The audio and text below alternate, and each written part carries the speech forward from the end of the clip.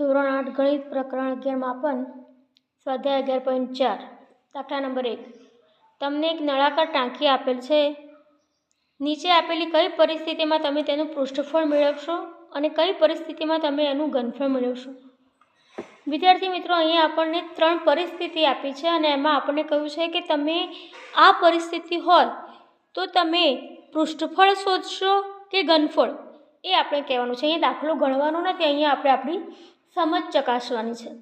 તો પહેલું કહે છે આપણે કે નળાકાર ટાંકીમાં કેટલું પાણી રાખી શકાશે તે નક્કી કરવા માટે પહેલાં તો આપણે એ વસ્તુનો ખ્યાલ હોવો જોઈએ કે ક્યારે આપણે ઘનફળની જરૂર પડે અને ક્યારે પૃષ્ઠફળ શોધવાની જરૂર પડે. તો એ આપણે એક બોક્સ દ્વારા સમજવાનો પ્રયત્ન કરીએ કે આ એક બોક્સ છે, બરાબર છે. આ બોક્સ છે, એ બોક્સમાં ફરતે જો કંઈ પણ કરવાનું હોય કે એની ફરતે કાગળ વીંટાળવો છે અથવા તો બોક્સ બનાવવા માટે કેટલું કાગળ કે પૂંઠાની જરૂર પડશે, આ કોઈ પણ વાત શોધવાની હોય તો આપણે એના માટેનું પૃષ્ઠફળ શોધવું પડે કે બધી બાજુઓનું માપ શોધીને આપણે આ બોક્સ બનાવવા માટે કેટલા પૂંઠાની જરૂર પડશે, કેટલા કાગળની જરૂર પડશે, કલર કરવો હોય તો એવી બધી બાબતો હોય ત્યારે આપણે પૃષ્ઠફળ શોધવાની જરૂર પડે. પરંતુ જ્યારે એની અંદર કેટલી વસ્તુ સમાશે એ શોધવાનું હોય, ધારો કે બોક્સ છે તો બોક્સની અંદર કેટલી વસ્તુ સમાઈ શકશે એવું શોધવાનું હોય જ્યારે, તો ત્યારે આપણે એનું ઘનફળ શોધવું પડે છે. તો આટલી બાબતો યાદ રાખીશું કે પૃષ્ઠફળ ફરતે કોઈ ફરતે કોઈ કલર કરવાનો હોય, કોઈ કાગળ લગાવવાનો હોય, પૂંઠાની જરૂર હોય તો એના માટે પૃષ્ઠફળની જરૂર પડે. જ્યારે એની અંદર કેટલું સમાશે, કોઈ પણ પ્રવાહી કે એમાંથી કેટલી ભરી શકાશે બોટલો, એવું કંઈ શોધવાનું આવે ત્યારે આપણે એનું ઘનફળ શોધવું પડે છે.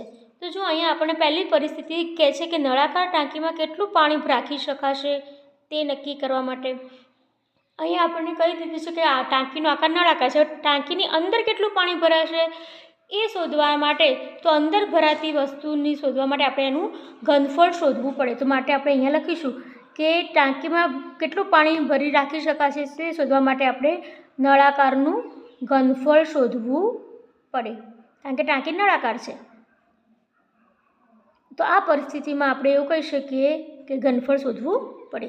બીજી પરિસ્થિતિ છે એમાં આપણને કહ્યું છે કે નળાકાર ટાંકીને પ્લાસ્ટર કરવા માટે જરૂરી સિમેન્ટની થેલીઓની સંખ્યા જાણવા. એટલે નળાકાર ટાંકી છે એની ફરતે હવે આપણે જેમ કે ભાઈ પ્લાસ્ટર કરવાનું છે તેની દિવાલોમાં ને એમાં ફરતે કરવાનું હોય માટે એના માટે કેટલું સિમેન્ટ જોઈશે, તો એ નક્કી કરવા માટે આપણે એનું શું શોધવું પડે, તો આપણે નળાકારનું પૃષ્ઠફળ શોધવું પડે. તો આ પરિસ્થિતિમાં આપણે નળાકારનું પૃષ્ઠફળ શોધવું પડે તેમ લખીશું. ત્રીજી પરિસ્થિતિ છે કે નળાકાર ટાંકીમાં ભરેલા પાણીથી કેટલી નાની ટાંકીઓ ભરાશે તેની સંખ્યા જાણવા. તો પાણી છે ટાંકીની અંદર હોય તો માટે આપણે એ પરિસ્થિતિમાં આપણે એનું ઘનફળ શોધવું પડે. તો અહીંયા આપણે લખીશું કે નળાકારનું ઘનફળ શોધવું પડે. તો આમ વિવિધ પરિસ્થિતિઓ માટે આપણે પહેલાં તો એ જાણવું જરૂરી છે કે પૃષ્ઠફળ શોધવું પડશે કે ઘનફળ.